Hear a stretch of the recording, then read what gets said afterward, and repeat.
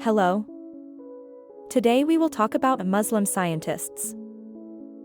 Muslim scientists have made significant contributions to various fields of science throughout history, including biology.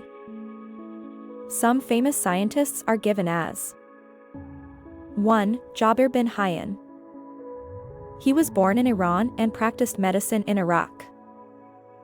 He wrote a number of books on plants and animals.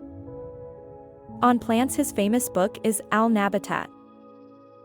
On animals, his famous book is Al-Haywan. 2. Abdul Malik Asmai. He is the first Muslim scientist. He studied animals in detail. On animals, his famous books are Al-Khail, Al-Abil, Al-Wahoosh, Kalq al-Ansan. 3.